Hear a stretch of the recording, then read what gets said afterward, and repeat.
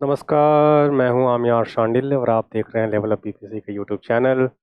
आप सबका स्वागत है 69वीं बीपीएससी के रिवीजन क्लासेस में, जो एमसीक्यूज़ के माध्यम से हम देख रहे हैं, सॉल्व कर रहे हैं कई सारे क्वेश्चंस को, अलग अलग सब्जेक्ट्स के क्वेश्चंस को। इस क्रम में आधुनिक भारत के अंतिम चरण में है और पॉलिटिकल साइंस जो है वो उसके भी अधिकतर चैप्टर्स हो चुके हैं और बिहार स्पेशल की सीरीज़ तो चली रही है।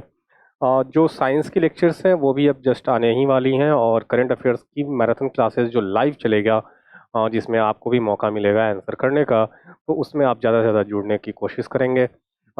इसी क्रम में हम आज आधुनिक भारत की अगले पार्ट की तरफ बढ़ रहे हैं और इसमें हम देखेंगे कुछ क्रांतिकारी गतिविधियों से संबंधित प्रश्न और कुछ मुस्लिम लीग की स्थापना से संबंधित प्रश्न होंगे और कांग्रेस से संबंधित कुछ प्रश्न होंगे और फिर इसके बाद हम अगले टॉपिक पे बढ़ेंगे। तो आइए आज के लेक्चर की शुरुआत करते हैं। आज के लेक्चर की शुरुआत के क्रम में पहला क्वेश्चन आपके सामने कुछ ये है। देखते हैं हम लोग पहला क्वेश्चन क्या है। तो पहला क्वेश्चन कुछ यूं है, देखिए जरा सा पहला क्वेश्चन क्या कहता है। In which year Bihar was given the status of a separate province during the British rule. British शासन के दौरान बिहार को किस वर्ष एक अलग प्रांत का दर्जा दिया गया था। आपको पता है कि 1905 में बंगाल का विभाजन किया गया और बंगाल के विभाजन के पीछे के तर्क क्या दिए गए कि प्रशासनिक सुविधा की दृष्टि से हम बंगाल का विभाजन कर रहे हैं और इसमें पूर्वी बंगाल और पश्चिमी बंगाल का निर्माण किया गया। लेकिन इसके पीछे लॉजिक क्या था, जो असली वजह क्या थी, यह भारतीयों को सीधे सीधे स्पष्ट रूप से समझ में आ गया था कि यह धार्मिक रूप से बंटवारा करने की कोशिश की जा रही है, हिंदू और मुसलमानों को अलग करने की कोशिश की जा रही है। क्योंकि पूर्वी बंगाल में जहां मुसलमान बहुसंख्यक में हो जाते, वहीं पश्चिमी बंगाल में हिंदू बहुसंख्यक होते। इसके अलावे भाषा के आधार पर भी इनमें जो है बंटवारा करने की कोशिश की गई। तो 19 अरुंडेल कमेटी बनेगा। बंगाल विभाजन के पश्चात जो है स्वदेशी आंदोलन चलाई जाएगी। स्वदेशी आंदोलन का प्रभाव ये दिखेगा कि लॉर्ड मिंटो जब आते हैं वायसराय बन के, तो उन्होंने सबसे पहले अरुंडेल कमेटी बनाई और अरुंडेल कमेटी के ने यह रिपोर्ट दिया कि हमें बंगाल विभाजन निरस्त कर देना चाहिए, इसको खत्म कर देना चाहिए और पुनः बंगाल का एकीकरण कर देना चाहिए। लेकिन इसके बैकग्राउंड में एक और कहानी चल रही है। बिहार का अलग होने का आंदोलन, बंगाल से अलग करने का आंदोलन बहुत पहले से चला आ रहा है। इनफैक्ट 1857 की क्रांति के पश्चात ही कई ऐसे अंग्रेज अधिकारी हैं, कई ऐसे अंग्रेज सेनापति हैं जिन्होंने यह बात रखी सामने कि बिहार को बंगाल से अलग कर दिया जाना चाहिए, तब जाकर के बिहार के लोगों का विकास हो पाएगा, बिहार का विकास हो पाएगा। उन्होंने बिहार जो सरकारी नौकरियां हैं, जो अंग्रेजी सरकार द्वारा दी जाने वाली नौकरियां हैं, उसमें बिहारियों के लिए अलग आरक्षण की बात भी उन्होंने की, जिसमें लेफ्टिनेंट जनरल कैंपबेल एक सर्वप्रमुख नाम है जिन्होंने ये डिमांड रखा था। 1876 में पहली बार मुंगेर के एक पत्रिका मुर्दे सुलेमान ने 1876 में पहली बार मुंगेर की एक पत्रिका ने मुंगेर की एक स्थानीय पत्रिका मुर्दे सुलेमान ने अलग बिहार की मांग रखी। सुलेमान ने अलग बिहार की मांग रखी।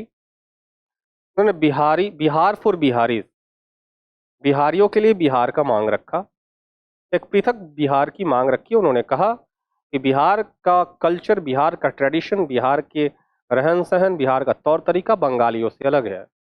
हम कभी एक नहीं हो सकते, हम कभी एक जैसे नहीं हैं। हमारी परंपरा, हमारी जो ट्रेडिशंस हैं वो बंगालियों से एकदम अलग है।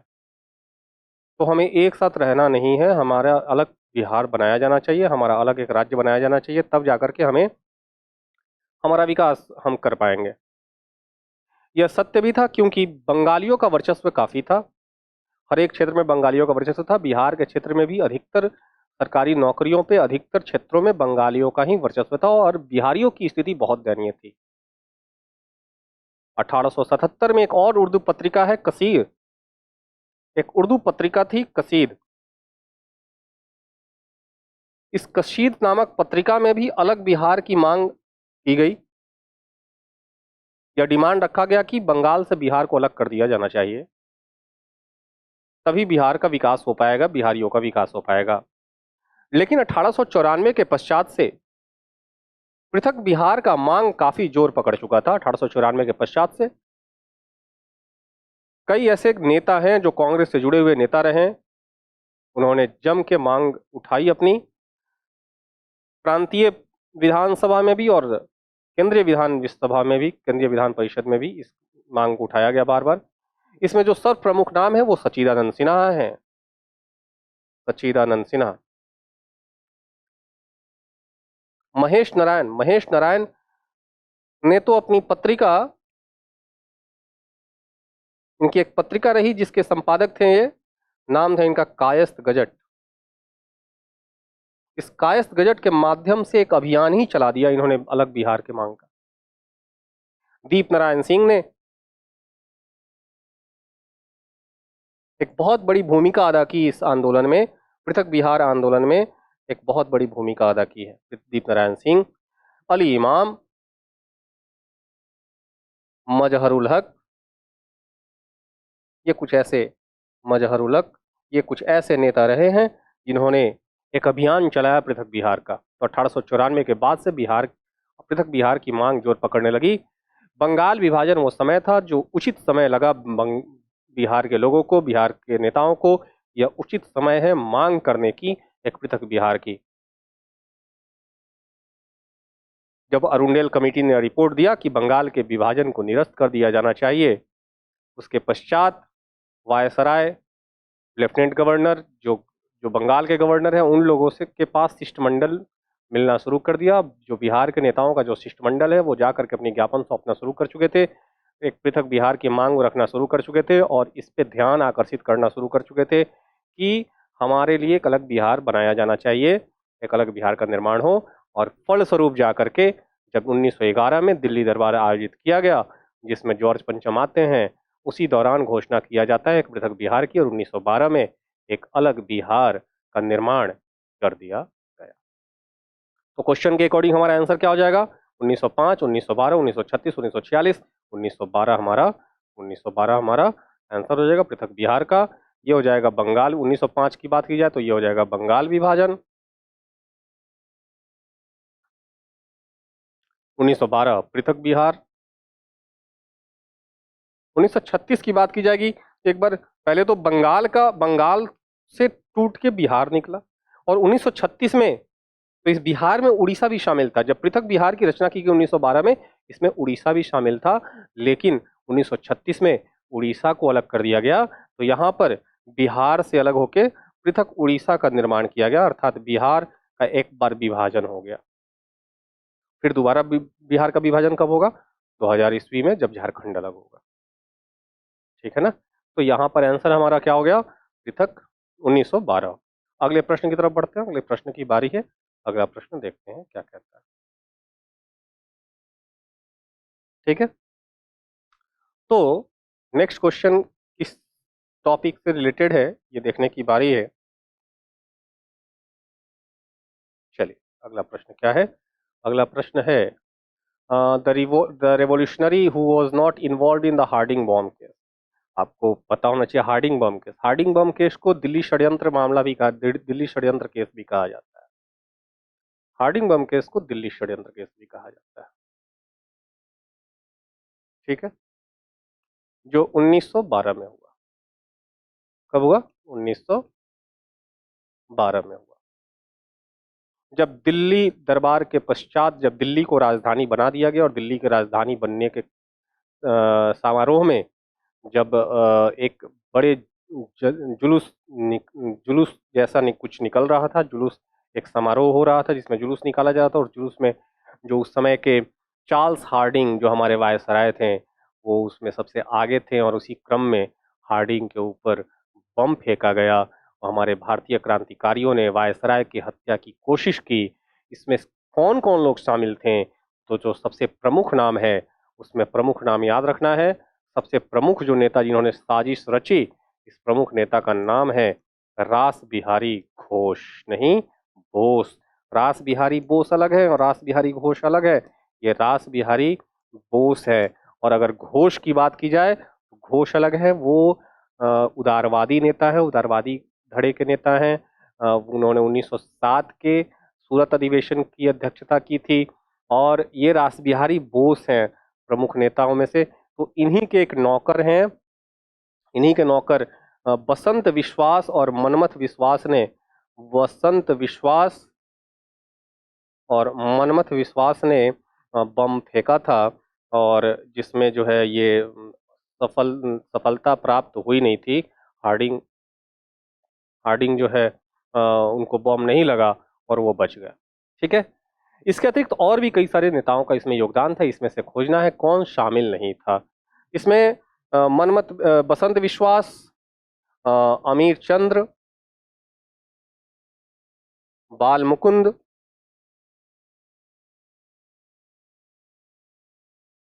ठीक है, अवध बिहारी, इन नेताओं को फांसी की सजा मिल गई। क्या मिल गई? फांसी की सजा। ठीक है, इन नेताओं को फांसी की सजा मिल गई, रासबिहारी बोस बच जाते हैं और अंततः 1915 में वो भी देश से बाहर चले जाएंगे।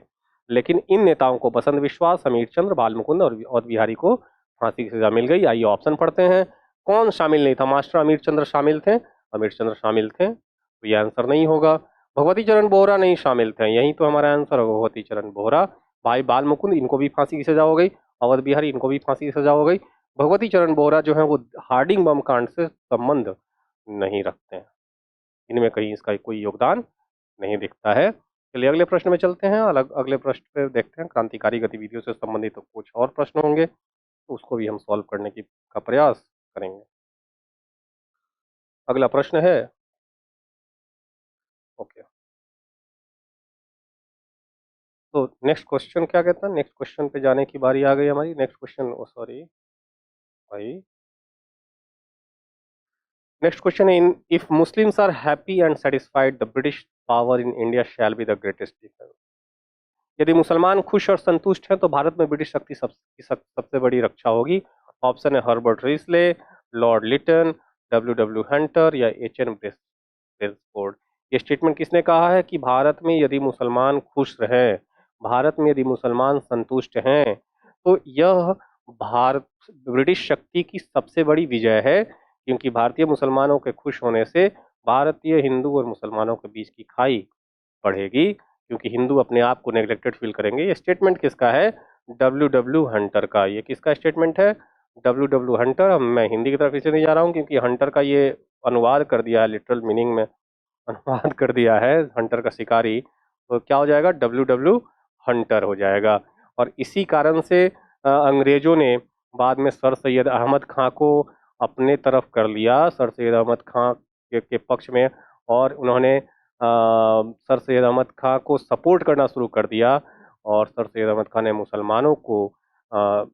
मुसलमानों की तरफ से बात करनी शुरू कर दी। उन्होंने एक तरह से मुसलमानों को राजभक्त बनने का उपदेश दिया कि राजभक्त बनना चाहिए मुसलमानों को, अंग्रेजों का समर्थन करना चाहिए, ताकि जो है अंग्रेज मुसलमानों से खुश होकर के नौकरियों में और शिक्षा में ज़्यादा से ज़्यादा आरक्षण देंगे मुसलमानों को। तो राजभक्त मुसलमान जो है बनाने की प्रयास की गई। तो डब्ल्यू डब्ल्यू हंटर ने यह कहा है। ठीक है ना। अगले प्रश्न की तरफ बढ़ते हैं। अगला प्रश्न देखते हैं क्या कहता है। अगला प्रश्न है question number 4। What was arranged in the Indian council act 1909। 1909 में भारतीय परिषद अधिनियम में क्या क्या व्यवस्था की गई थी? हालांकि बहुत सारी व्यवस्था की गई थी, लेकिन इस स्टेटमेंट के अकॉर्डिंग हम देखें, द्वैध शासन, सांप्रदायिक प्रतिनिधित्व, संघीय व्यवस्था या प्रांतीय स्वायत्तता। देखिए जी, द्वैध शासन 1919 के भारत परिषद अधिनियम, भारतीय शासन अधिनियम में लाया गया था। इंडियन गवर्नमेंट एक्ट 1919 में सबसे पहले जो है वो द्वैध शासन लाने की कोशिश की गई थी। कहाँ पे द्वैध शासन? प्रांतीय द्वैध शासन, है ना, प्रांतीय द्वैध शासन, प्रांतीय द्वैध शासन। और अगर केंद्र में द्वैध शासन की बात करें, कि केंद्र में द्वैध शासन कब लाया गया था, तो 1935 के भारत शासन अधिनियम में केंद्र में द्वैध शासन जो है, केंद्रीय द्वैध शासन की बात की गई। ठीक है, केंद्रीय द्वैध शासन की बात की गई। और साथ ही साथ 1919 में ही बाई कैमरलिज्म भी लाया गया। बाई कैमरलिज्म का मतलब क्या हुआ? बाई कैमरलिज्म का मतलब हुआ कि लोकसभा और निम्न उच्च सदन और निम्न सदन की बात लाई गई।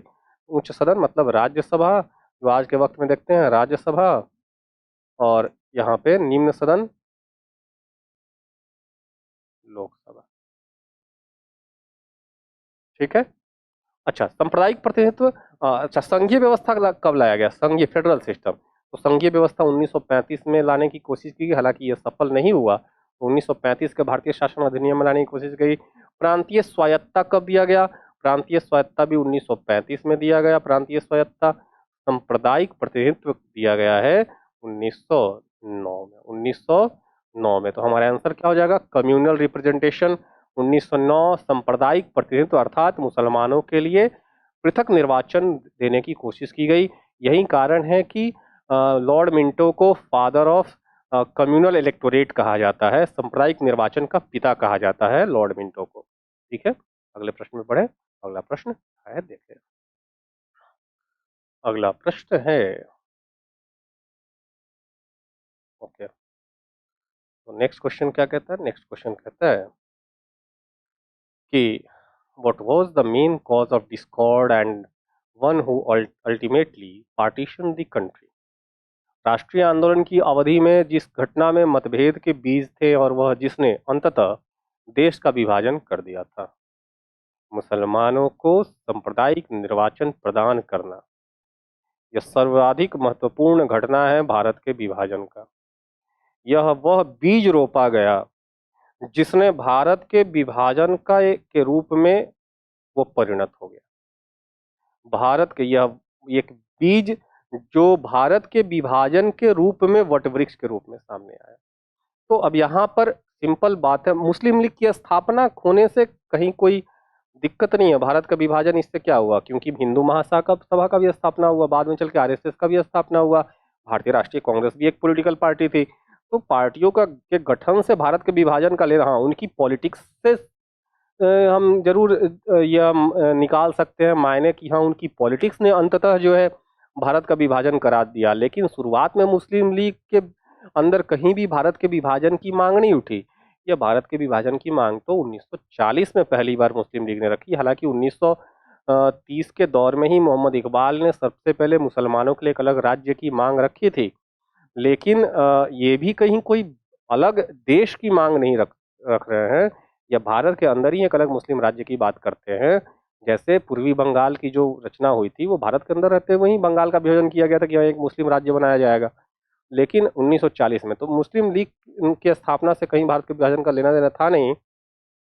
बंगाल के विभाजन में भी भारत के मुसलमान और भारत के हिंदुओं के बीच में एक खाई पैदा करने की कोशिश की गई थी। लेकिन यह भी एक वजह बनेगा भारत के विभाजन का, इससे यह असफल रहा क्योंकि बंगाल का विभाजन अंततः निरस्त कर दिया गया। बंगाल का विभाजन अंततः खत्म कर दिया गया 1911 में। गांधी जी द्वारा खिलाफत आंदोलन का समर्थन करने से, यहाँ तक कि गांधी जी द्वारा खिलाफत आंदोलन का समर्थन करने का मतलब यह था कि हिंदू और मुस्लिम एकता को स्थापित करना। क्योंकि जहाँ खिलाफत आंदोलन जो है वो मुसलमानों द्वारा स्टार्ट किया गया था, मुसलमानों के मामलों पर, अर्थात इसका कारण धार्मिक था। लेकिन बाद में जो है ये जो पूरा खिलाफत आंदोलन चला उसका स्वरूप राजनीतिक हो गया, और इसी खिलाफत आंदोलन के फाउंडेशन के ऊपर जो है असहयोग आंदोलन खड़ा किया गया। तो यहाँ पे हिंदू मुस्लिम एकता की बात की गई है। तो अगला है विधानसभा में मुसलमानों के लिए अलग निर्वाचन क्षेत्र और सीटों का आरक्षण। ये सबसे बड़ा कारण था। विधानसभा में जो मुस्लिमों के लिए सीटों का आरक्षण किया गया है, यही वो बीज है जो रोपा गया है, जो भारत के विभाजन के रूप में सामने निकल के आएगा। तो ऑप्शन डी के साथ हम लोग को जाना चाहिए। विधानसभा में या सेंट्रल लेजिस्लेटिव असेंबली हो जाए या प्रोविंशियल लेजिस्लेटिव असेंबली हो जाए, प्रांतीय विधान परिषद या केंद्रीय विधान परिषद, दोनों ही जगह मुसलमानों के लिए आरक्षण की व्यवस्था की गई। तो ये जो है बाद में चल के जो है भारत के विभाजन के रूप में सामने निकल के आता है। अगले प्रश्न की तरफ चलते हैं। अगला प्रश्न क्या कहता है? अगला प्रश्न है क्वेश्चन नंबर 5, कहता है with reference to the Indian freedom struggle which one of the following statement is not correct. है ना? भारतीय स्वतंत्रता संग्राम के संदर्भ में निम्नलिखित में से कौन सा कथन सही नहीं है? तो पहला कथन है हकीम अजमल खां उन नेताओं में से एक थे जिन्होंने राष्ट्रवादी और चरमपंथी अहरार आंदोलन शुरू किया था। तो अब आपको पता होना चाहिए, अब ये नोट डाउन कर लेना कॉपी में, कि हकीम अजमल खां ने अहरार आंदोलन की शुरुआत की थी। ये स्टेटमेंट सही है, तो हमको तो खोजना है सही नहीं वाला। ये स्टेटमेंट सही है तो हमारा आंसर ये नहीं होगा। हकीम अजमल खां ने अहरार आंदोलन की शुरुआत की थी। सर सैयद अहमद खां हमेशा से भारतीय राष्ट्रीय कांग्रेस के विरोध में थे। ये भी ये स्टेटमेंट सही है। इसके अलावा इनके साथी थे बनारस के राजा शिव प्रसाद सितारे हिंद, वो भी कांग्रेस के विरोध करते रहे हैं। तीसरा स्टेटमेंट है 1906 में गठित अखिल भारतीय मुसलमान लीग ने या मुस्लिम लीग ने बंगाल के विभाजन और अलग निर्वाचन क्षेत्र के निर्माण का कड़ा विरोध किया। नहीं, ये विरोध थोड़ी किया इन्होंने। मुस्लिम लीग ने तो बंगाल के विभाजन का समर्थन किया है। ये स्टेटमेंट हमारा इनकरेक्ट हो गया, तो यही आंसर हमारा होगा डी नंबर। एक बार ऑप्शन पढ़ लें, डी नंबर ऑप्शन क्या कहता है। अगर डी होगा तो फिर हम ई पे जाएंगे। तो डी नंबर ऑप्शन कहता है, तो डी नंबर ऑप्शन क्या कहता है, डी नंबर ऑप्शन कहता है कि मौलाना बरकतुल्ला और मौलाना अब्दुल्ला सिंधी काबुल काबुल के थे, जिन्होंने भारत की प्रांतीय सरकार का गठन किया। पहला आज़ाद सरकार का गठन जो है, आपको पता होना चाहिए कि राजा महेंद्र प्रताप के नेतृत्व में, राजा महेंद्र प्रताप ने सबसे पहले जो है अफगानिस्तान के काबुल में प्रथम भारतीय सरकार, निर्वासित सरकार ही सही है, इन प्रथम भारतीय सरकार का गठन किया था। और उसमें मौलाना बरकतुल्ला और मौलाना अब्दुल सिंधी का सबसे बड़ा रोल था। तो ये स्टेटमेंट सही है। 3 स्टेटमेंट सही, एक स्टेटमेंट गलत हो गया। सी हमारा आंसर होगा, क्योंकि जो इनकरेक्ट स्टेटमेंट है वही हमारा आंसर चाहिए था। मुस्लिम लीग ने बंगाल के विभाजन का विरोध नहीं किया बल्कि समर्थन किया था। अगले क्वेश्चन पे चला जाए, अगले क्वेश्चन पे चलते हैं हम लोग। चलिए, अगला क्वेश्चन क्या कहता है। Okay, so the next question is, in 1906, 1906, the delegation of Muslim who met Minto in Shimla prayed for। 1906 में शिमला में मिंटो से मिले मुसलमानों के प्रतिनिधिमंडल ने प्रार्थना किया। किस चीज़ के लिए प्रार्थना किया? कि भाई हमारा राजनीतिक हक है, मुसलमानों को जो हक मिलना चाहिए वो मिल नहीं रहा, तो हमें अपना हक दीजिए। वो चाहे राजनीतिक हक हो या जो है सोसाइटल हक हो, सामाजिक हक हो, या फिर राजनीतिक हक हो या धार्मिक हक हो, सब हक की बात इन्होंने करी। असली मुद्दा पॉलिटिकल राइट्स क्या था, कि जो हिंदुओं को जिस तरह से ज़्यादा हक मिल रहा है उस रेस्पेक्ट में मुसलमानों को नहीं मिल रहा, तो हमें आरक्षण दिया जाए, हमें अलग से हमारी व्यवस्था की जाए। और यह वह वक्त था जिस समय जो है स्वदेशी आंदोलन अपने पीक पर था, स्वदेशी आंदोलन चल रहा था, और मुस्लिम लीग ने स्वदेशी आंदोलन का विरोध कर दिया और बंगाल विभाजन का समर्थन कर दिया था। तो इन्होंने क्या मांगा? मुसलमानों के लिए अलग निर्वाचन क्षेत्र, यही तो मांगा था इन्होंने। ए नंबर ही हमारा पहला ही ऑप्शन तो होगा।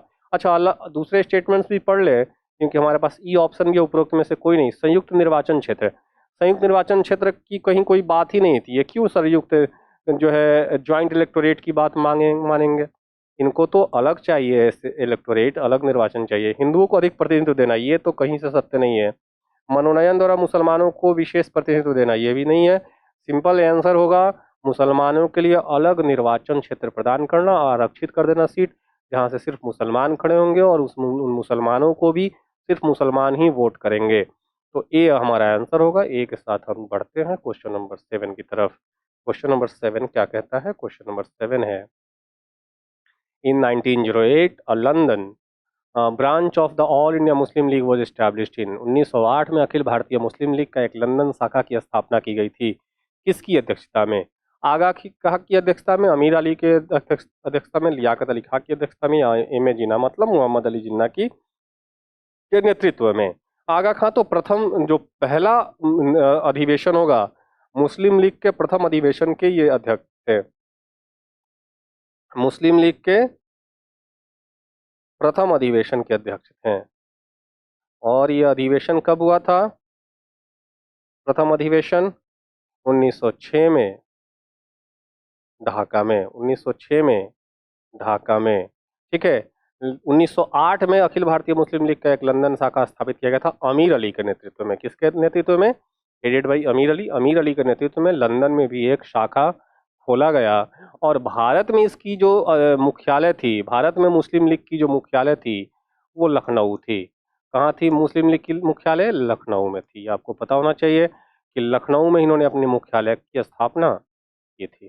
चलिए अगले प्रश्न पे चला जाए। अगला प्रश्न क्या कहता है देख लेते हैं हम लोग। अगला प्रश्न क्वेश्चन नंबर 7 के बाद क्वेश्चन नंबर 8 क्या कहता है? Where was the annual session of the Muslim League held in 1907?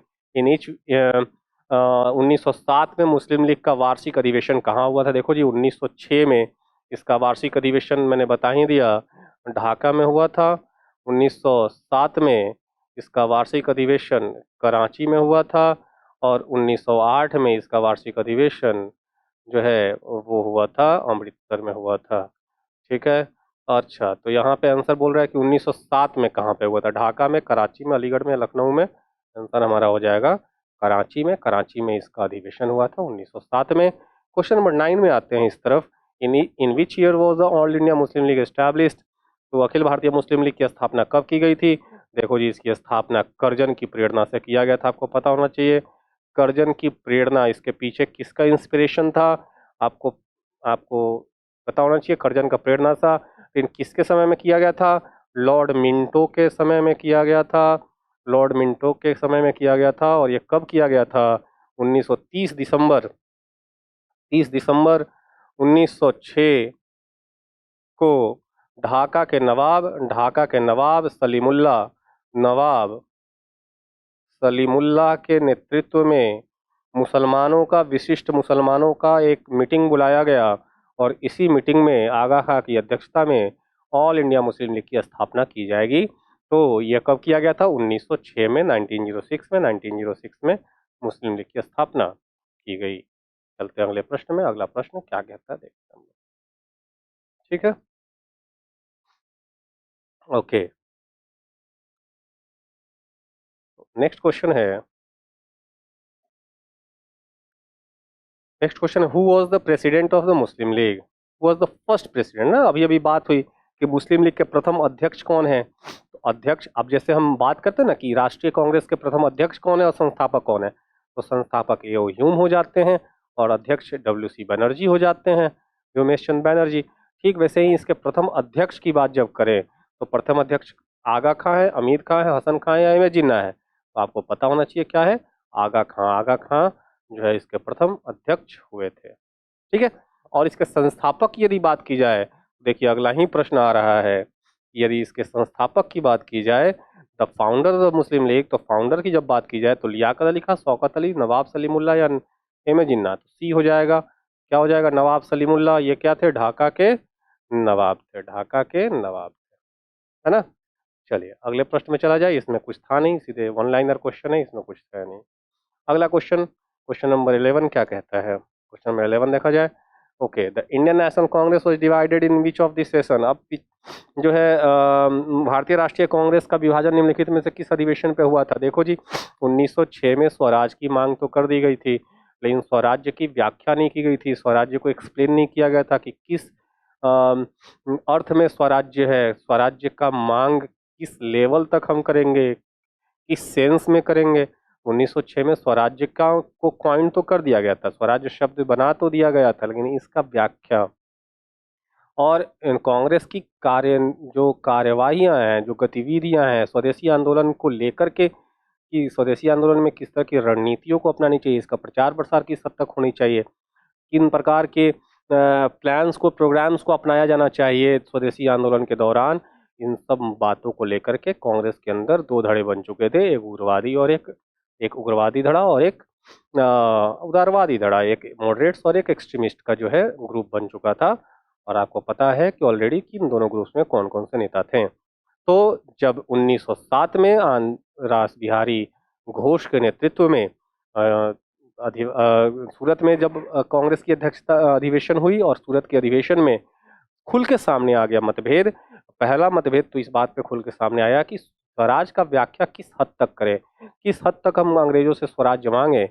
हालांकि इसमें तो सबसे पहले इसमें तो बीजी तिलक ने ये स्टेटमेंट नहीं बोला है, 1916 में वो बोलेंगे स्वराज्य मेरा जन्मसिद्ध अधिकार है और मैं इसे लेकर रहूंगा। लेकिन स्वराज्य का व्याख्या किस हद तक होनी चाहिए, इसको लेकर के कि लेकर एक्सट्रीमिस्ट और मॉडरेट्स जो उग्रवादी और नरमपंथी, उनके बीच में कलह खुल के सामने आ गई। और जहां उग्रवादी धड़ा जो है स्वराज्य का बहुत ब्रॉड एक्सप्लेनेशन करना चाहता था, उसका बहुत एक बड़ा विस्तारित दायरा रखना चाहता था। वहीं जो है हमारे उदारवादी धड़े के नेता जो हैं एक संकीर्णवादी सोच के तहत इन्होंने बस इतना ही मांग रखा था कि हम ऐसा स्वराज्य चाहते हैं जो अंग्रेजों के अंदर में रह के हो, एक स्वशासन जो अंग्रेज हमें सिर्फ इंटरनल सिस्टम जो भारत की बाउंड्री के अंदर जो व्यवस्थाएं हैं उसको चलाने के लिए हमारे हाथों में दे दे, इतना काफ़ी है ना। बाकी मामलों को अपने हाथ में रखे, तो व्याख्या किस हद तक होनी चाहिए इसको लेकर के था। और जो रणनीतियां हैं उसके ऊपर भी प्रश्न खड़े हो गए दोनों के बीच में आकर के। तो कब हुआ था ये सूरत अधिवेशन? 1907 में। सूरत अधिवेशन 1907 में ये जो है भारतीय राष्ट्रीय कांग्रेस का विभाजन हो गया, और 1916 वाला में फिर से ये साथ हो गए, है ना। ये 1916 में लखनऊ लखनऊ अधिवेशन 1916 में हो गया, तो 16 में जो उदारवादी और उग्रवादी हैं वो दोनों एक साथ हो जाते हैं। अच्छा, ये जानिए 1918 में फिर से अलगाव हो गया। 1918 में फिर से उदारवादी उग्रवादी में अलगाव हो गया था, तो ये द्वितीय विभाजन भी कहा जाता है ना। इस समय नरमपंथियों ने कांग्रेस से इस्तीफा दे दिया। पिछली बार उग्रवादियों ने कांग्रेस से इस्तीफा दिया था 1907 में। 1918 वाले सेशन में नरमपंथियों ने जो है वो कांग्रेस से इस्तीफा दे दिया। इसको द्वितीय विभाजन के नाम से भी जाना जाता है। चलिए अगले प्रश्न में चलते हैं। अगला प्रश्न क्या कहता है? अगला प्रश्न है 1900 question number 12। Who was the chairman of the Surat annual session of the Indian National Congress in 1907?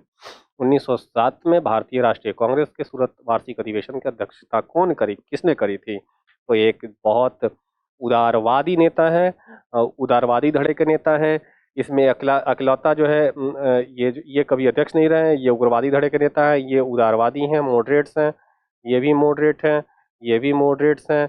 ये उन्होंने 1906 के कलकत्ता अधिवेशन का अध्यक्षता किया है ना। इन्होंने जीके गोखले ने 1905 के बनारस अधिवेशन की अध्यक्षता करी है, और आरबी घोष ने 1907 के सूरत अधिवेशन की अध्यक्षता करी है। तो हमारा आंसर क्या हो जाएगा? रास बिहारी घोष। रास बिहारी घोष हो जाएगा। ठीक है, चलिए अगले प्रश्न में चलते हैं। अगला प्रश्न देखते हैं क्या कहता है। ओके, अगला प्रश्न है question number 13। The process of split in the Congress in the early years of the 20th century started। 20वीं सदी के प्रारंभिक वर्षों में कांग्रेस में विभाजन की प्रक्रिया आरंभ हो गई। किन बातों को लेकर के विभाजन की प्रक्रिया स्टार्ट हुई? तो अभी भी मैंने बात करी कि आंदोलन की रणनीतियों के ऊपर दोनों का अलग अलग रुख था। उदारवादियों का अलग रुख है, उग्रवादियों का अलग रुख है। जहां उदारवादी सिर्फ बंगाल तक ही इसको सीमित रखना चाहते थे, वहीं उग्रवादी इसका प्रसार पूरे भारत में करना चाहते थे, क्योंकि इनको एक बड़ा मौका हाथ लगा था अपने विचारों को जनता तक पहुंचाने की। जहां उदारवादी जनता को अपने साथ लेकर के नहीं चलना चाहते थे, वहीं उग्रवादी चाहते थे कि यह एक जन आंदोलन हो। तो कांग्रेस की रणनीतियों पर जो है ये धड़ा जो है खुल के सामने आ गया। ये ऑप्शन होगा। ऑप्शन भी कहता है कांग्रेस आंदोलन के उद्देश्यों पर। उद्देश्य क्या है? मैंने पहले ही बताया, स्वराज्य की व्याख्या को लेकर के मतभेद सामने आ गया। उद्देश्य की बात करें तो उद्देश्य तो यही रखा गया था कि हमें स्वराज्य की प्राप्ति करनी है। तो स्वराज्य किस हद तक चाहिए, क्या उसका व्याख्या हो गया, उसको लेकर के भी यहाँ पे प्रश्न चिन्ह खड़ा हो गया। तो ये भी ऑप्शन होगा।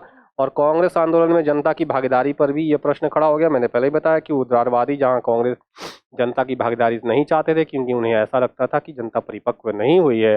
जनता जो है अभी इस माइंड सेट के साथ नहीं है कि वो एक साथ जो है अलग अलग जातियाँ उपजातियाँ और धर्म के लोग एक साथ आके उठ के खड़े हो। तो यहाँ पर उदारवादी अपनी जगह पे सही थे, और उग्रवादी कह रहे थे कि नहीं भाई, हमें आंदोलन करना चाहिए, जनता को इसमें भागीदारी सुनिश्चित करनी चाहिए, और ये प्रोसेस के तहत जो है धीरे धीरे जाकर के ये चीज़ें खत्म होंगी और जनता एक साथ आके उठ के खड़ी होगी।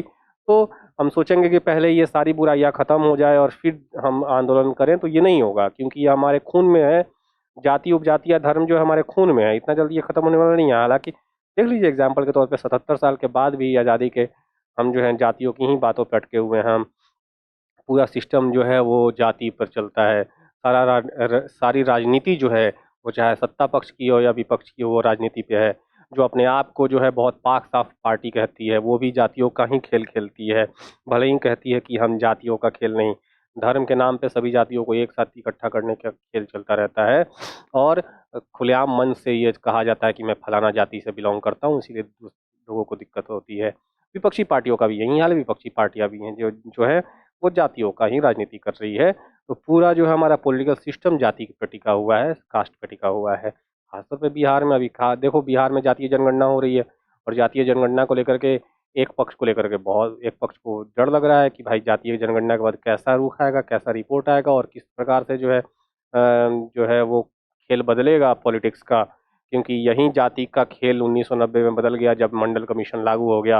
मंडल कमीशन लागू होने के पहले कुछ अलग राजनीति हो रही थी, और मंडल कमीशन के पश्चात जो है सारी की सारी राजनीति ही बदल गई। तो मंडल की राजनीति का दौर चला। तो यहाँ पर जनता की भागीदारी को लेकर के बात चली, ये इसमें कोई कोई शंका नहीं है। तो ये तीनों ही स्टेटमेंट सही है, तो हम उपरोक्त में से एक से अधिक के साथ जाना चाहिए हमें। उपरोक्त में से एक से अधिक हमारा आंसर होगा, क्योंकि तीनों ही हमारा ऑप्शन सही है। चलिए अगला प्रश्न देखते हैं। अगला प्रश्न क्या है? अगला प्रश्न कहता है, which of the following statements is true about दादा भाई नौरोजी? दादा भाई नौरोजी के बारे में निम्नलिखित में से कौन सा कथन सत्य है? दादा भाई नौरोजी के बारे में निम्नलिखित में से कौन सा कथन सत्य है? He wrote the book poverty and un British rule in India. उन्होंने poverty and un British rule in India लिखा, जिसमें उन्होंने धन निष्कासन का सिद्धांत दिया है। इस पुस्तक में क्या दिया उन्होंने? धन निष्कासन का सिद्धांत उन्होंने बताया है इस पुस्तक में, कि कैसे जो है धन का फ्लो एक तरफा हो रहा है, कैसे जो है धन सिर्फ इधर से भारत से जो इंग्लैंड जा रहा है, उधर से कुछ उसका रिजल्टेंट वैल्यू आता नहीं है। सारा का सारा धन निष्कासन का सिद्धांत, तो हम सीधे सीधे शोषण के शिकार है ना। अंग्रेज हमारा सिर्फ शोषण कर रहे हैं। उन्होंने यूनिवर्सिटी कॉलेज लंदन में गुजराती के प्रोफेसर रूप में कार्य किया। ये भी हम, उन्होंने अपने लाइफ का सब बहुत बड़ा हिस्सा जो है उन्होंने लंदन में बिताया है दादा भाई नौरोजी ने। उन्होंने बॉम्बे में महिला शिक्षा की नींव रखी, ये भी सही है। उन्होंने लिबरल पार्टी का टिकट पे ब्रिटिश संसद में के सदस्य के रूप में चुना गया था उन्हें, ये भी सही है 1892 ईस्वी में। तो ये चारों ही स्टेटमेंट सही है। तो उपरोक्त में से एक से अधिक के साथ जाना चाहिए, क्योंकि ये चारों ही स्टेटमेंट सही है। कि पुस्तक का नाम आपको पता होना चाहिए। यूनिवर्सिटी कॉलेज ऑफ लंदन में गुजराती के प्रोफेसर रहे हुए हैं, बॉम्बे में महिला शिक्षा की नींव रखी है, और लिबरल पार्टी के टिकट पे वो सांसद चुने गए हैं वहाँ के हाउस ऑफ कॉमन्स में। वो प्रथम भारतीय हैं जो पहली बार वहाँ के संसद के लिए चुने गए थे। ठीक है, चलिए अगले प्रश्न में चला जाए। अगला प्रश्न क्या कहता है? क्वेश्चन नंबर 15 क्या कहता है? Which of the following statement about दादा भाई नौरोजी इज फॉल्स? दूसरा क्वेश्चन है दादा भाई नौरोजी के ऊपर। वह एलिफिंस्टन कॉलेज बॉम्बे में गणित और भौतिकी के प्रोफेसर नियुक्त होने वाले पहले भारतीय थे, ये भी सही है। लंदन में वो गुजराती के प्रोफेसर रहे, और यहाँ पर वो जो है भौतिकी और गणित के बहुत महान विद्वान बंदे हैं। ये इकोनॉमिक्स के ऊपर उन्होंने, इकोनॉमिक्स के भी बहुत बड़े विद्वान है, तब तो उन्होंने पुस्तक लिखी, और पहली बार राष्ट्रीय आय की गणना की उन्होंने, राष्ट्रीय आय की गणना करने की कोशिश की उन्होंने। 1892 में उन्होंने ब्रिटिश संसद का सदस्य चुना गया, ये भी स्टेटमेंट सही है। लिबरल पार्टी के टिकट पर उन्होंने गुजराती पत्रिका रस्त गुफ्तार की शुरुआत की, ये भी सही है। उनके पत्रिका का नाम लिख लीजिएगा, रस्त गुफ्तार। उन्होंने 4 बार भारतीय राष्ट्रीय कांग्रेस की अध्यक्षता की है। यही स्टेटमेंट हमारा गलत है, और यही कथन गलत खोजना है, तो हमारा ये स्टेटमेंट डी गलत है। क्योंकि 4 बार नहीं, उन्होंने 3 बार जो है भारतीय राष्ट्रीय कांग्रेस की अध्यक्षता करी है। पहला 1886 में, दूसरा 1893 में, और तीसरा 1906 में। 1886 का जो है अधिवेशन कलकत्ता में आयोजित किया गया था, द्वितीय अधिवेशन था ये। और ये अधिवेशन जो है वो लाहौर में आयोजित किया गया था, और 1906 का अधिवेशन फिर से कलकत्ता में आयोजित किया गया था। तो ये तीनों ही अधिवेशन की अध्यक्षता करते हैं। ये 4 बार नहीं, सिर्फ 3 बार ये जो है कांग्रेस की अध्यक्षता करते हैं। तो ये हमारा स्टेटमेंट गलत हो गया। चलिए अगले प्रश्न की तरफ बढ़ते हैं। अगला प्रश्न देखते हैं क्या है। अगले प्रश्न पे जाने की का समय आ चुका है। ठीक है, तो अगला क्वेश्चन क्या है? Question number 16। क्वेश्चन नंबर 16 देखते हैं। In which session of the Indian National Congress the word swaraj was coined for the first time? भारतीय राष्ट्रीय कांग्रेस के किस अधिवेशन में पहली बार स्वराज शब्द को गढ़ा गया था?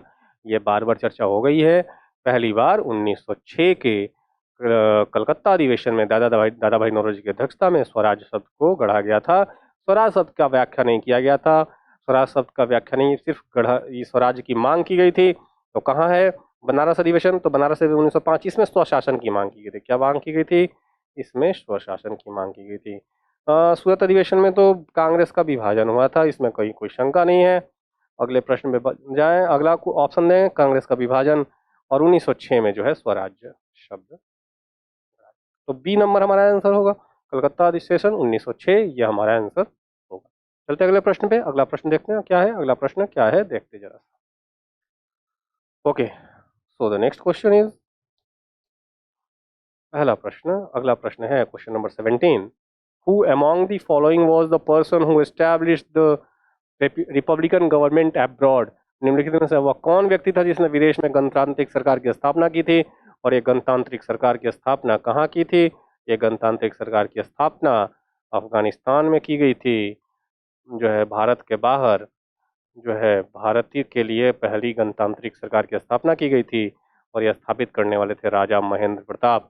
राजा महेंद्र प्रताप, राजा महेंद्र प्रताप का नाम जो है गदर आंदोलन से भी लिया जाता है, गदर पार्टी से के भी ये सदस्य थे, ठीक है ना, गदर पार्टी के भी सदस्य, ठीक है। रास बिहारी बोस का नाम तो अभी अभी सामने खुल गया है। रास बिहारी बोस जो है वो भारत में दिल्ली षड्यंत्र केस के रूप में प्रमुख अभियुक्त रहे, लेकिन हालांकि वो पकड़े नहीं गए। बाद में 1915 तक उन्होंने एक रेवोल्यूशन खड़ा करने की कोशिश की, जिसमें असफल होते हैं और भारत छोड़कर उनको जाना पड़ता है। और वहाँ पर जाकर के इन्होंने आज़ाद हिंद फौज की भी का नेतृत्व किया। मोहन सिंह के नेतृत्व में आज़ाद हिंद फौज का गठन किया है और इंडिपेंडेंस लीग की भी इन्होंने गठन की है रास बिहारी बोस में। बाद में आज़ाद हिंद फौज का नेतृत्व कौन संभालेगा? 1943 में वो संभालेंगे सुभाष चंद्र बोस। चलिए अगले प्रश्न में तरफ बढ़ते हैं। अगला प्रश्न क्या कहता है? वीडी सावरकर के बारे में अभी चर्चा होगी, वीडी सावरकर के बारे में चर्चा होगी, अभी रुक जाइए। ओके, तो with the support of Germany N interim government was formed in Kabul under the leadership of Raja Mahendra Pratap. Okay, Germany के सहयोग से काबुल में राजा महेंद्र प्रताप सिंह के नेतृत्व में अंतरिम सरकार की गठन की गई थी। कब की गई थी? तो ये 1915 में की गई थी। ये अंतरिम सरकार की गठन कब की गई थी? अंतरिम सरकार की गठन की गई थी 1915 में। तो 1915 में क्या चल रहा था? गदर आंदोलन। गदर आंदोलन 1913 के दौरान चल रहा था। 1913 में गदर आंदोलन की स्थापना की गई थी। स्वदेशी आंदोलन 1905 में किया गया था और द्वितीय विश्व युद्ध 1939 में शुरू हुआ था। होम रूल आंदोलन 1916 में शुरू हुआ था। फिर होम रूल आंदोलन भारत में हुआ था। तो भारत में होने वाले आंदोलन का विदेशों में कोई प्रभाव उतना कुछ खास नहीं दिख रहा था, लेकिन अंतर्राष्ट्रीय स्तर पे क्या चल रहा था 1915 में? तो प्रथम विश्व युद्ध चल रहा था। तो प्रथम विश्व युद्ध के में जो है वो अंग्रेजों के विरुद्ध जर्मनी लड़ रहा था, इसलिए जर्मनी के सहयोग से जो है वो भारतीय थे राजा महेंद्र प्रताप, उन्होंने अफगानिस्तान में अंतरिम सरकार की गठन की। इसी प्रथम युद्ध का फायदा उठा करके होम रूल आंदोलन भी चलाया गया था, अंग्रेजों के ऊपर प्रेशर जनरेट करने के लिए, अपनी मांगों को मनवाने के लिए। तो प्रथम विश्व युद्ध नहीं है इसमें, तो उपरोक्त में से कोई नहीं होगा। प्रथम विश्व युद्ध के दौरान जो है इसको स्थापित किया गया था, प्रथम अंतरिम सरकार की गठन की गई थी। चलिए अगले प्रश्न में चलते हैं। अगला प्रश्न क्या कहता है देखते हैं। ओके, अगला प्रश्न क्वेश्चन नंबर 19। व्हाट वाज गदर? गदर क्या? गदर मैंने पहले ही बताया, गदर क्या है? क्रांतिकारी आंदोलन था, क्रांतिकारी संगठन था जिसके संस्थापक लाला हरदयाल थे। गदर आंदोलन जो है इसके संस्थापक कौन है? इसके संस्थापक लाला हरदयाल है, ठीक है, लाला हरदयाल। और लाला हरदयाल और इसके अध्यक्ष, प्रथम अध्यक्ष कौन बने? सोहन सिंह भकना। इसके प्रथम अध्यक्ष कौन बने? सोहन सिंह भकना जो है। और इसका मुख्यालय सैन फ्रांसिस्को था। कहाँ था? सैन फ्रांसिस्को इसका मुख्यालय था, ठीक है। तो यहाँ पर क्या होगा? भारतीयों का एक क्रांतिकारी संघ जिसका मुख्यालय सैन फ्रांसिस्को था, ये सही है। एक राष्ट्रवादी संगठन जो सिंगापुर से संचालित होता था, गलत है। एक चरमपंथी संगठन जिसका मुख्य कार्यालय बर्लिन में था, गलत है। भारत की स्वतंत्रता के लिए कम्युनिस्ट आंदोलन जिसका मुख्य कार्यालय ताशकंद में था, गलत है। पहला स्टेटमेंट हमारा सही है। भारतीयों का एक क्रांतिकारी संघ जिसका मुख्य कार्यालय कहाँ है? San Francisco. अध्यक्ष का नाम पता चल गया और संस्थापक का नाम पता चल गया। इसके कुछ सदस्य जैसे इसके कुछ सदस्य कौन थे? रामचंद्र। इसके कुछ सदस्य कौन थे? रामचंद्र। इसके कुछ सदस्य कौन थे? इसके कुछ सदस्यों में से आप जोड़ लीजिए महेंद्र प्रताप। जो महेंद्र प्रताप जिन्होंने पहला अंतरिम सरकार गठन किया, इसके सदस्यों में से और कौन था? बरकतुल्ला। इसके सदस्यों में से और कौन था? बरकतुल्ला। और इसी बरकतुल्ला के नेतृत्व में जो है वो सरकार का गठन किया जाएगा, महेंद्र प्रताप गठन करेंगे, ठीक है ना। तो और भी लाला हरदयाल हैं ही, सोहन सिंह भकना हैं ही, ये लोग जो हैं इसके सदस्य रहे हैं गदर आंदोलन के। अगले प्रश्न पे चलते हैं। अगला प्रश्न क्या कहता है? अच्छा, इसी गदर में आंदोलन ने युगांतर आश्रम की स्थापना की है। युगांतर नामक पत्रिका से इन्होंने क्या स्थापित किया था? युगांतर आश्रम। युगांतर आश्रम की स्थापना भी ये करेंगे गदर आंदोलन के समय में। भारत के अनुशीलन बारिंद्रनाथ घोष द्वारा जो युगांतर नामक पत्रिका की शुरुआत की गई थी, उसी से प्रेरित होकर के युगांतर आश्रम की स्थापना करेंगे। ठीक है, अगले प्रश्न में चलने की बारी है। अगला प्रश्न देखते हैं क्या है। क्वेश्चन नंबर 20 कहता है, consider the following statements related to madam Bhikaji Cama. Madam Bhikaji Cama भारतीय क्रांति की जनक, mother of Indian revolution, BPSC में पूछ चुका है। मैडम भीकाजी कामा को मदर ऑफ इंडियन रेवोल्यूशन कहा जाता है, भारतीय क्रांति की जननी या माता, भारतीय क्रांति की जननी। ये गदर पार्टी से भी संबंध रखती थी, ये भी गदर पार्टी से संबंध रखती थी, गदर आंदोलन से संबंध रखती थी। ठीक है, तो इनका स्टेटमेंट पढ़ते हैं। मैडम कामा ने 1907 में स्टटगार्ट में आयोजित अंतर्राष्ट्रीय समाजवादी आंदोलन में पहली बार राष्ट्रीय ध्वज फहराया। आपको पता होना चाहिए, पहली बार अगर किसी ने राष्ट्रीय ध्वज फहराया वो कौन था? मैडम भीकाजी कामा ने फहराया। ठीक है, तो ये बहुत बड़ा गट्स था, बहुत बड़ी साहस की बात थी। मैडम कामा दादा भाई नौरोजी की निजी सचिव थी, ये भी स्टेटमेंट सही है। मैडम कामा दादा भाई नौरोजी की निजी सचिव थी और वह 1902 में जो है भारत छोड़ देती हैं और विदेशों में रह करके भारतीय स्वतंत्रता के लिए कई सारी मूवमेंट चलाती हैं। ठीक है, मैडम कामा के माता पिता पारसी थे, नाम से स्पष्ट है। मैडम कामा जी, तो तीनों ही स्टेटमेंट सही है। तो हमारा स्टेटमेंट, तो हम अगर तीनों स्टेटमेंट सही है तो 1, 2, 3 उपरोक्त में से सारे होंगे या 1, 2, 3 होंगे। तो देखते हैं जरा ऑप्शन क्या दिया हुआ है। ऑप्शन को जरा से एक बार हम देखें तो क्या दिया हुआ है ऑप्शन, जरा सा चेक करें। उपरोक्त में से केवल 1, 2 और 3, केवल 1, 2 और 3 है। उपरोक्त में से एक से अधिक, तो उपरोक्त में से एक से अधिक या केवल 1, 2, इसमें अब कंफ्यूजन हो गया नहीं कि केवल 1, 2 और 3, तो तीनों ही स्टेटमेंट सही है। उपरोक्त में से एक से अधिक, तो हम ई के साथ भी जा सकते हैं और डी के साथ भी जा सकते हैं। ये अगर इस तरह का प्रश्न अगर एग्जाम में आ जाता है ना, तो ये इसमें आपको नंबर मार्क्स मिल जाएगा। यहाँ क्वेश्चन सेट करने में थोड़ा सा इसको ध्यान रखना चाहिए था। इस उपरोक्त में से एक से अधिक भी हो जाएगा या केवल 1, 2 और 3 भी हो जाएगा, क्योंकि तीनों ही स्टेटमेंट हमारा सही है। क्वेश्चन नंबर 21 क्या कहता है? क्वेश्चन नंबर 21 कहता है, which of the following was not associated with the Ghadar Party. निम्नलिखित में से कौन गदर पार्टी से संबंध नहीं रखता था? लाला हरदयाल रखते थे, पंडित रामचंद्र रखते थे, बरकतुल्ला रखते थे, खुदीराम बोस नहीं रखते थे, है ना। खुदीराम बोस 1908 में मुजफ्फरपुर के न्यायाधीश किंग्सफोर्ड को मारना चाहते थे। मुजफ्फरपुर जो बिहार का एक जिला है, वहां के एक न्यायाधीश किंग्सफोर्ड को मारना चाहते थे और इसीलिए उन्होंने उनके बग्गी पर बॉम्ब फेंका। लेकिन उस बग्गी में एक वकील कैनेडी की पत्नी और पुत्री उसमें जा रही थी। पत्नी और पुत्री।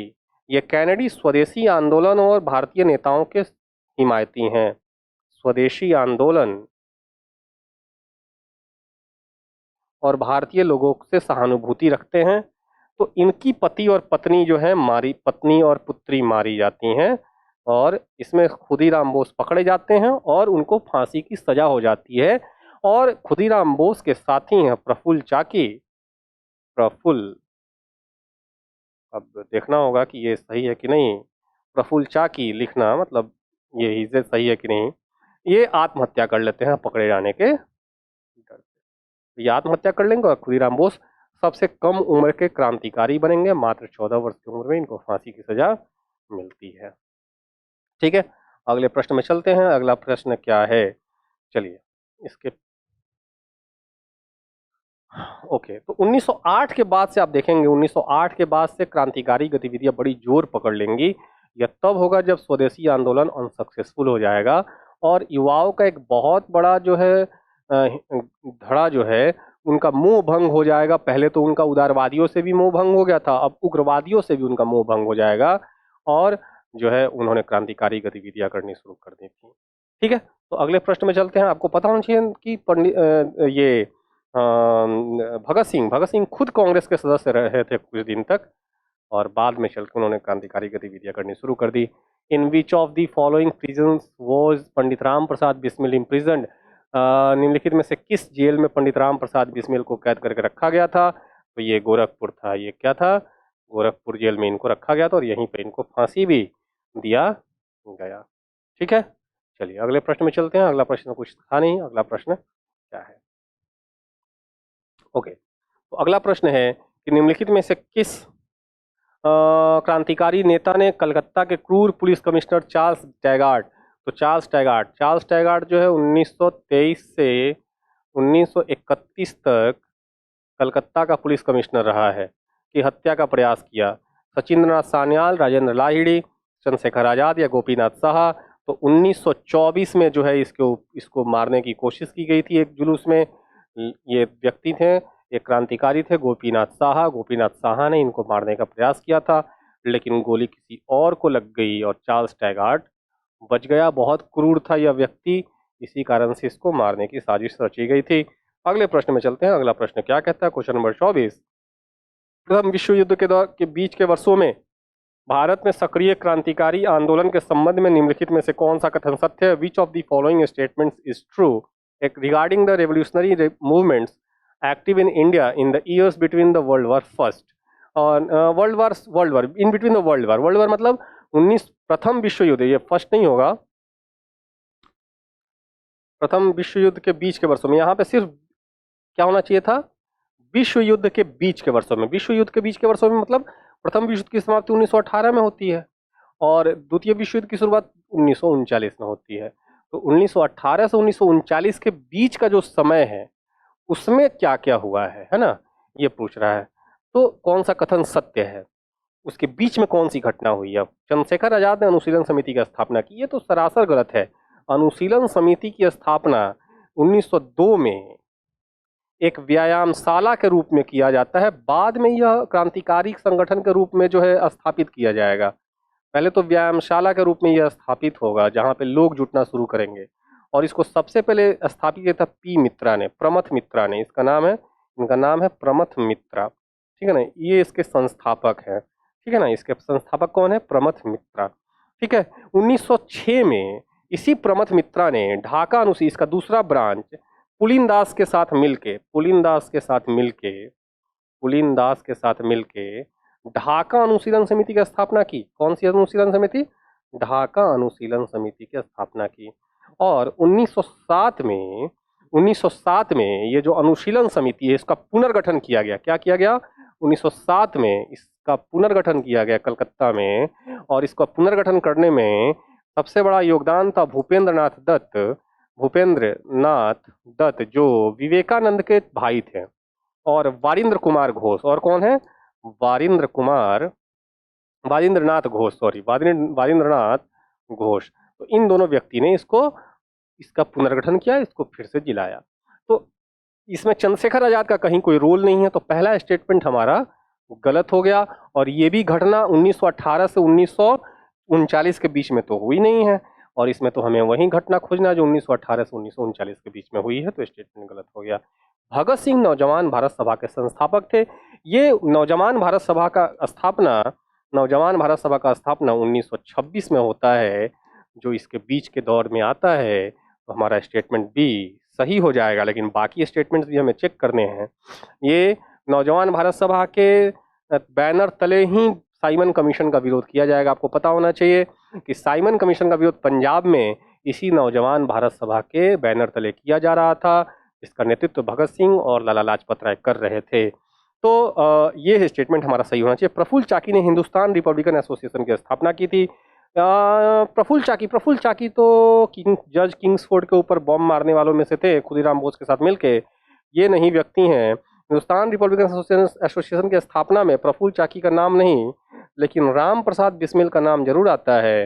राम प्रसाद बिस्मिल का नाम जरूर आता है, ये इसके संस्थापक हैं। ठीक है, और फिर सचिंद्रनाथ सान्याल युगांतर के संस्थापक थे। तो युगांतर के संस्थापक जो हैं वो युगांतर के संस्थापक वारिंद्रनाथ घोष है, ना कि सचिंद्रनाथ सान्याल है, वारिंद्रनाथ घोष है।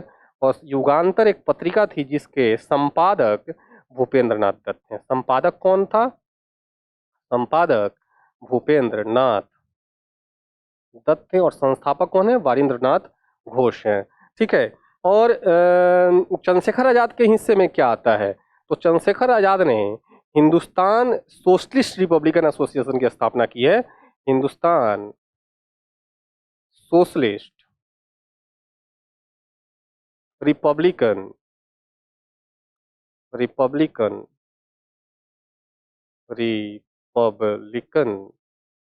एसोसिएशन की स्थापना की है फिरोज शाह कोटला में, जिसके संस्थापक सदस्यों में भगत सिंह भी थे।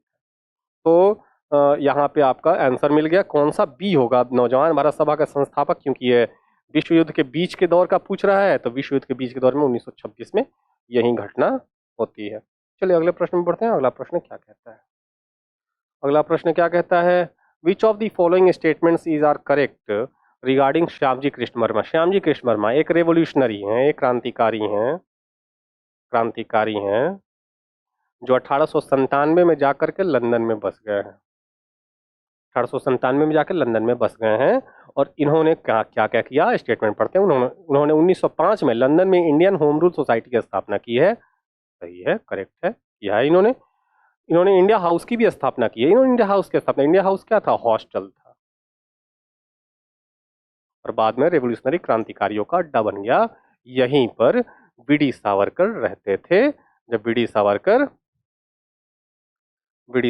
1906 में जब भारत छोड़ करके चले जाते हैं लंदन, तो 1906 में वो इसी इंडिया हाउस में रहते हैं। और इसमें मदन लाल ढींगरा भी यहाँ पे थे। मदन लाल ढींगरा कर्नल वाइली की हत्या में फांसी की सजा प्राप्त करते हैं। मदन लाल ढींगरा। तो ये क्रांतिकारियों का अड्डा बन गया। क्रांतिकारियों का अड्डा बनने के कारण यहाँ पर अंग्रेज सरकार का ध्यान चला गया। ध्यान जाने के बाद श्यामजी कृष्ण वर्मा के ऊपर प्रेशर जनरेट होना शुरू हुआ और श्यामजी कृष्ण वर्मा 1907 में लंदन छोड़ करके पेरिस जाके बस जाते हैं और 1907 में इंडिया हाउस का कमान बीडी सावरकर के हाथों में चला आता है, क्योंकि श्यामजी कृष्ण वर्मा देश छोड़ देते हैं और पेरिस जाकर के बस जाते हैं। यही इंडिया हाउस में 1908 में इसी इंडिया हाउस में रहते हुए 1909 में इन्होंने अपनी पुस्तक, याद करिए, वॉर ऑफ इंडिपेंडेंस 1857 की रचना की है। ठीक है। 1909 में मदन लाल ढींगरा ने कर्नल वाइली की हत्या कर दी, जिसमें मदन लाल ढींगरा पकड़े जाते हैं और फांसी की सजा प्राप्त करते हैं। और तत्पश्चात इंडिया हाउस को बंद किया जाता है, उस पर छापा पड़ता है, बंद किया जाता है और नासिक षड्यंत्र केस में बीडी सावरकर की गिरफ्तारी होती है और लंदन से वो भारत लाए जाते हैं। उस केस में इनको अपराधी बना करके इसी दौरान वो जहाज से कूद के भागने का प्रयास करते हैं, लेकिन पकड़े जाते हैं और फिर जो उनको काला पानी की सजा होती है। और उस बात की कहानी तो आपको पता ही है कि काला पानी की सजा के बाद ये बार माफीनामा पत्र लिखते हैं और माफीनामा पत्र लिखने के पश्चात इन्हें बाद में माफी की प्राप्ति भी होती है। तो 1909 तक जो है इनकी पूरी रोल जो दिखेगी वो कैसी दिखेगी? वो पूरी रोल जो दिखेगी एक क्रांतिकारी के रूप में दिखेगी। इनफैक्ट जो रंग काला पानी की सजा काटते हैं उस दौरान भी जो है इनका एक बड़ा सा रोल दिखता है भारत के क्रांतिकारी मूवमेंट में, लेकिन माफीनामा के बाद से इनका पूरा का पूरा रोल बदल जाता है बीडी सावरकर का। इस पर कभी हम चर्चा करेंगे। आज का कहानी इतना ही तक, आज का लेक्चर इतना ही तक। आशा ये लेक्चर आपको पसंद आई होगी। यदि आपको पसंद आई है तो लेक्चर को लाइक करना और शेयर करना मत भूलिए। यदि आप नए सब्सक्राइबर हैं तो इसको सब्सक्राइब कर लीजिए चैनल को, नोटिफिकेशन का बेल आइकन दबा दीजिए। साथ ही साथ जो है टेलीग्राम चैनल ज्वाइन करना मत भूलिए। आप जाके डिस्क्रिप्शन में टेलीग्राम चैनल ज्वाइन कर लीजिए ताकि आपको वहाँ पे कंटेंट मिलता रहे। ठीक है। इसी के साथ लेता हूँ आज के लिए विदा। मिलते हैं हम लोग अगले लेक्चर में। अगला लेक्चर जो है बहुत जल्दी आने वाला है। तो एंजॉय कीजिए इस वीडियो को। तब तक के लिए जय हिंद, जय Bharat. Thank you so much.